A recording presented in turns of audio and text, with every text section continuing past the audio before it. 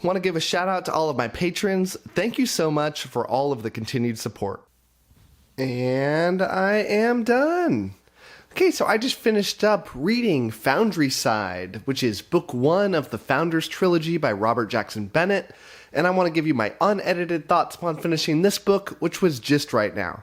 So I really like this one. I'm going to give it a 4 out of 5 stars. I had a really good experience throughout this book. I had some problems, I'll talk about them. But ultimately, not only did I have a good experience, but this book definitely exceeded my expectations. And I gotta stop doing this. I gotta stop having these low expectations about these books that are picked by my patrons. I do this thing on my Patreon channel where if you are part of tiers 2 or above, you get to pick a book or two to enter into a raffle, and every month I spin it, and whatever book wins, I have to read and review it. And I always get into this thing where I'm not looking forward to it, because the books that are on that raffle wheel are not books that I have picked for myself. And I have this bias against it. But time and time again, these books get picked, I get disappointed, I've never heard of this thing before, and before I know it, I'm really, really enjoying my read. And that's exactly what happened here. So if you're like me and you didn't know anything about this book, let me go into the plot a little bit without spoiling anything. I'm going to be really, really tight here on what I'm spoiling, which is nothing.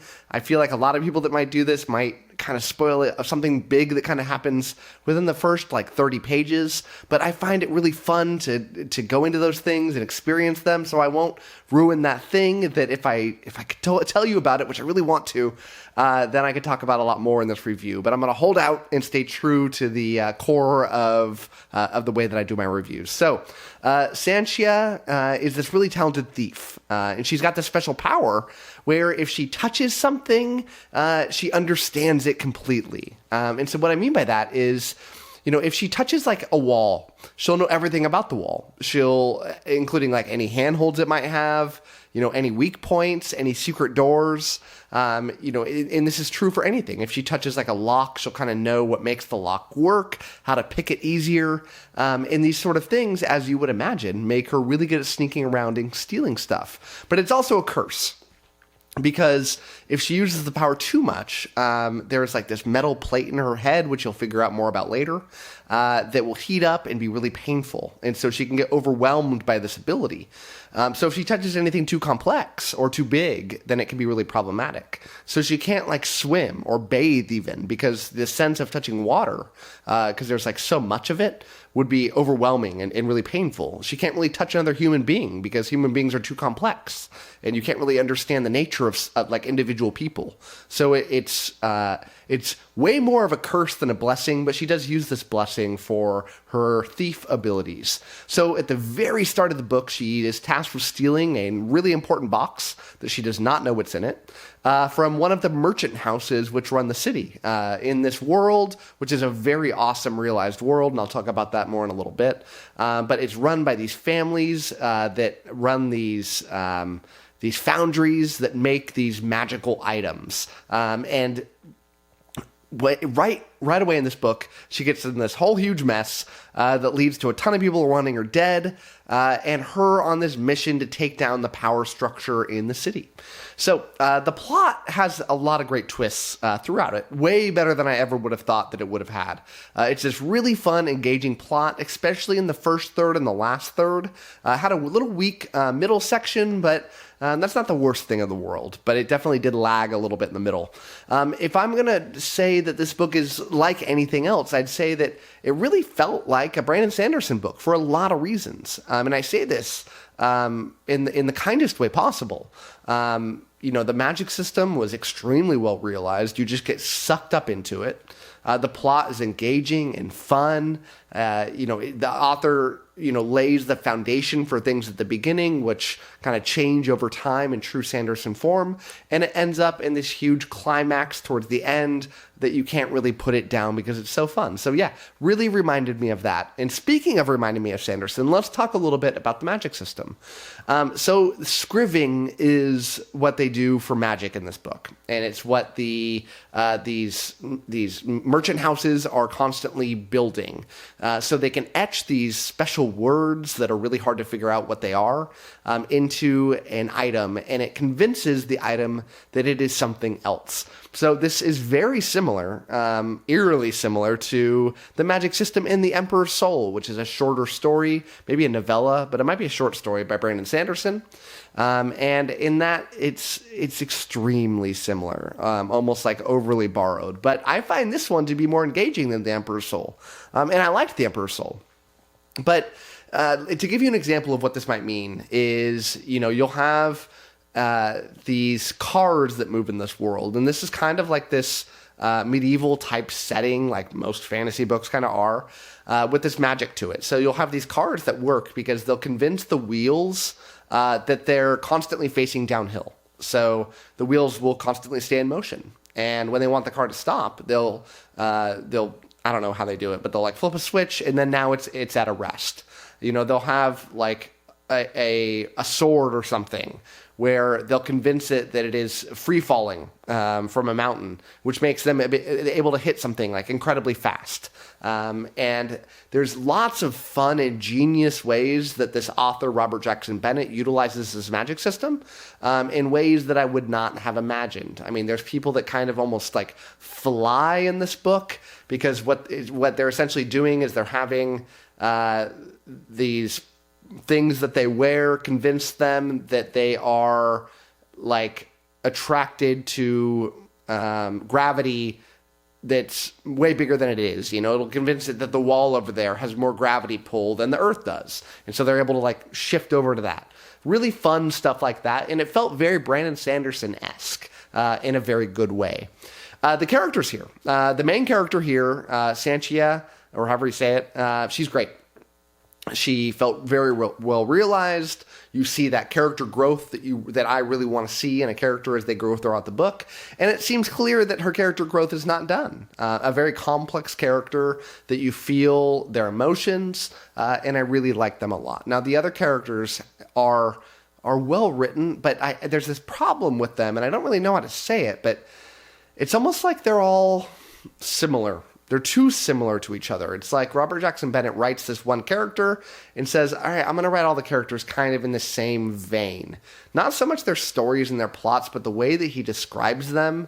The way they talk, especially, it doesn't feel different enough. Now, maybe if I listened to this in audiobook, it would have helped. If this has a good audiobook narrator, they might be able to help my brain detach from this, where in a regular book, I wasn't able to really experience that. But yeah.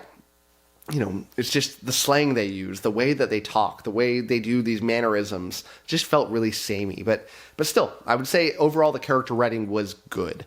The writing style, it had some good things and bad things to it. Now, in general, I liked the writing here, but and I hate this about reviewers, and I'm going to enter this thing that I hate, where they find one thing, but it drives them so crazy that they end up really not liking something about it. And in this case, it's really picky, but it really pissed me off.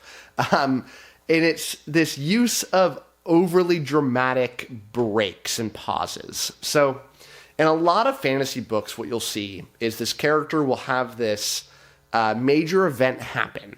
They got tossed out of a window, and then there will be a break in the chapter. And they use this design that breaks it off. And then what you expect by that is we will either skip forward in time or shift to another perspective, because there are multiple POVs here.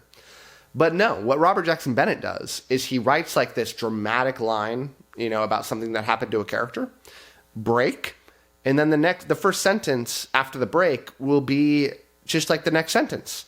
It'll be like they got tossed out of a window. Next sentence, she was falling, and it's like, what? Why was the break? Why did the break happen?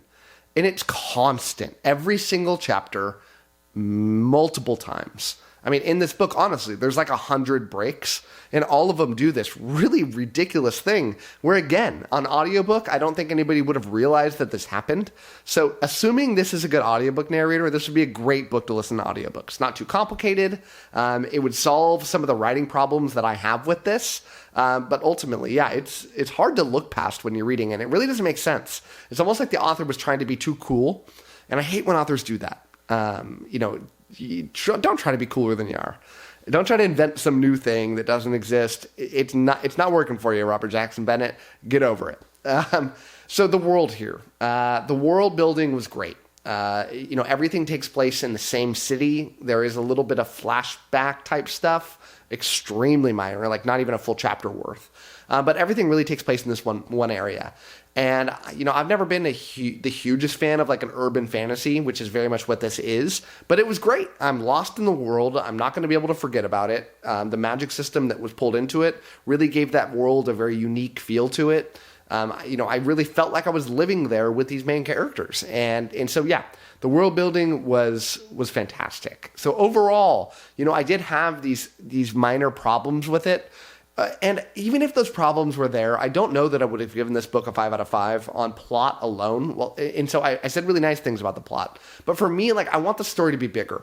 I want, even more point of views. I want the story to expand out of like an individual city. I want to feel epic in scope. And I don't need all my stories to be epic fantasies. But this book is clearly trying to go for this epic kind of story to it. But it didn't like go all the way. But still, very good, surprisingly good. And I definitely would recommend this book. Especially, I'd say, even though I've read a ton of fantasy books, hundreds and hundreds, this would be a good fantasy book for somebody who's not a fantasy fan, as a way to kind of suck them into the genre. Because, it is a fantasy book, but it just feels like it has a high accessibility factor. And, I hope that veterans of this are going to say like, well, I don't need that. I'm a veteran. Well, I am too. And I still enjoyed this book. And I'm very much looking forward to reading book 2, which I believe is already out. And yeah, so I'm looking forward to it. I will say though, that if you read this book and you're going to take a break between reading book 1 and book 2, I would take some notes unless you have a very good memory, because you cannot find a book summary of book 2 online. And that's annoying. The author did this super annoying thing where like he made I looked it up just to see, like, I'm always interested in this. I'm like, how much do I have to take notes here? If there's a summary, I'll be like, great, they've done their job. Authors, I think, fantasy authors especially, really should broadly put online, either make a YouTube video or just put it on your website, just a quick summary. It helps readers because you can't just assume that the readers are going to power through these books. Assume that your readers are going to have huge breaks in between your books, especially if they're reading them as they come out.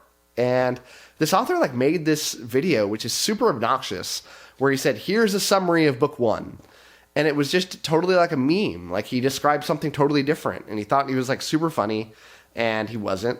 And all the comments on the YouTube video are really annoyed. And they're like, I'm just looking for a summary, man. You don't have to try to, belittle me by, acting like I have to read the first book again just to understand what happened in it. So take notes or read them all back to back. So I'm going to finish off there. Check out this book. It's fun. And that's it for me. Thank you. And as always, happy reading to you. Thanks again to all my patrons, with a special shout out to my Ascendant tier and Librarian tier patrons: Anna G, Brian, CJ, Darren, Jonathan, My Book is Lit, Nathan T, Nev's Book Channel, Ron Reich, Russell, Ryan L, Anna, Andra, Angelo, Ben, Blair, Brock, Evan, Jen B, Harry B, Jamie, Jeff Pixler, Maria, Michael Sugarman, Sky, TW57, Wacky, and Zion.